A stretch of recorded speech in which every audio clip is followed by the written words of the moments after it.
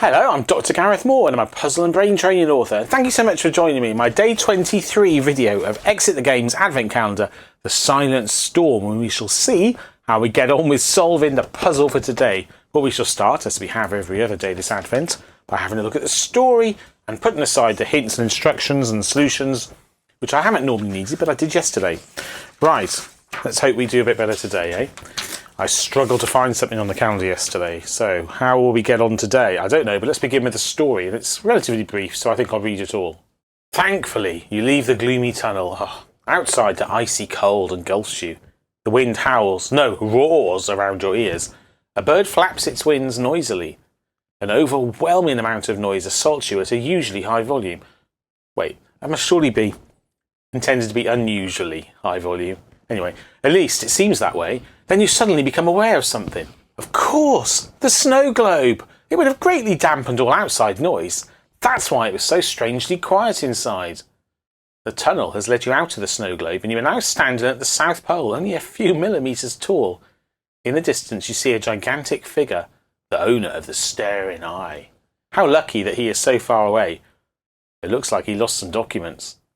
A huge number of sheets of paper are scattered around the snow globe. You can't make out what is on most of them, but it seems that these are the research documents of a certain Amundsen? Never heard of him. It's good that he's lost interest in the snow globe and wandered off again, so you can get on with your adventure safely. All you have to do now is find the command centre. There's nothing on the back, so let's have a look at the calendar. And yesterday we discovered that door 23 was all the way up here, so let's have a look at that now. Right, let's have a look. Oh, look, door 23 has got a match, a burnt match and an unused match. Assuming this one was used to light these candles here, and it was one over here as well, which we saw yesterday. Anyway, let's have a look in the door. Okay, so that's the polar scene we saw inside. 2 cards. There's quite a lot of text on them, actually. Let's see what it all says. Outside is cold, all wind and ice. To stay home, toasty, would be nice. But losing Christmas scares you so. Along the ribbon you must go. Oh, there's a ribbon at the bottom right of the calendar that looks just like that. I'll show you in a second. Open where the ribbon leads, your journey on the box proceeds. Okay. The northern lights appear to shine. Okay, we found these yesterday. There were northern lights in the box, which it talked about on yesterday's day.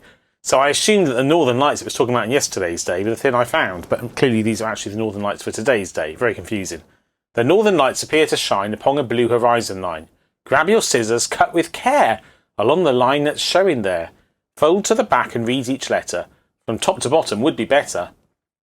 Okay, well, this actually sounds straightforward, but perhaps I'm missing some subtlety or complexity, which is perhaps inside the room. So let's have a look in that room.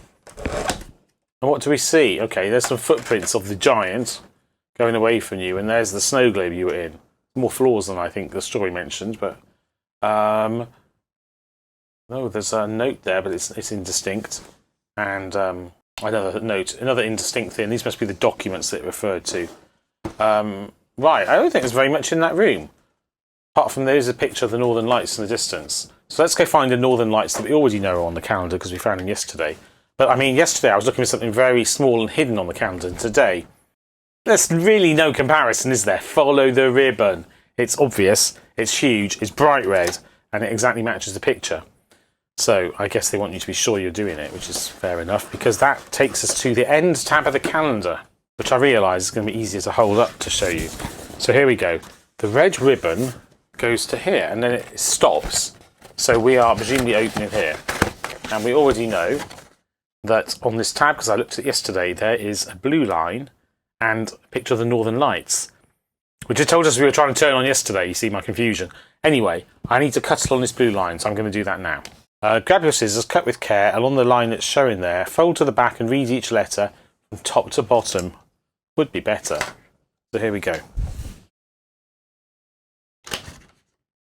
Now actually, I'm wondering, can I just destroy this bit down the bottom? And I think so, because I think what's going to happen is I'm going to fold this onto the back of the calendar and view some of the instructions through these gaps. Because the cardboard is... I realise this looks like I have a complete inability to cut, but because the cardboard's thick and it is stuck to the box, which is quite hard to manipulate, and a lot of these edges are very curvy, it is very hard to cut it out exactly. So it's going to look a total mess, I'm afraid. Well, look at that. This, I would like to say, is not the neatest job I've ever done. Anyway, maybe it'll solve the puzzle. So I'm folding it onto the back without presumably this in the way, and we're going to see what happens. So let's have a look. If I read the letter next to each thing, I've got T-H-E, which is the, right? 2-4. The 24 I-S is B-E-H-I-N-D, behind. So I've got the 24 as behind at the start of this. But then after that, it becomes quite hard to read, I think. So I've got up to behind here. It's behind... It depends how hard I press this. But that's a D there. I should have cut slightly more here. This is cut exactly, though.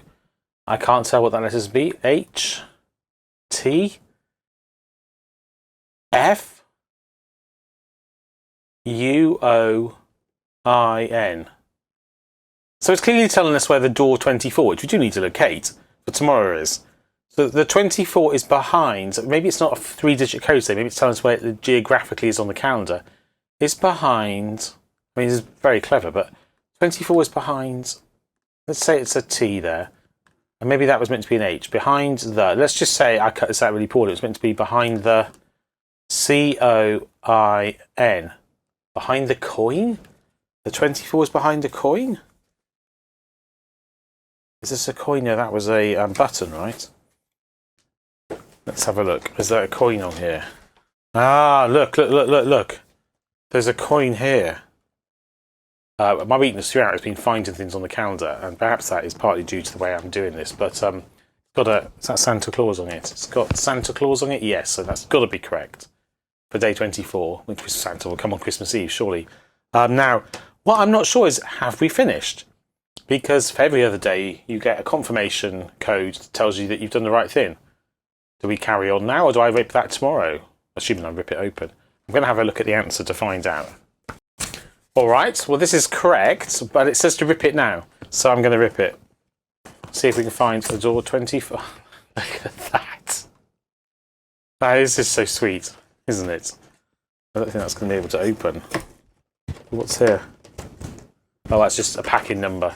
So this is it. This is where it was meant to rip. That was I think that the inserts in the calendar are numbered when they assemble them. This is the thing we need for tomorrow, door 24. I'm going to stop fiddling with it now. Let's put that back.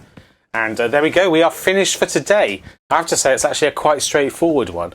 You really don't have any thinking to do you? It tells you exactly what to do. Follow the incredibly obvious ribbon, even for me.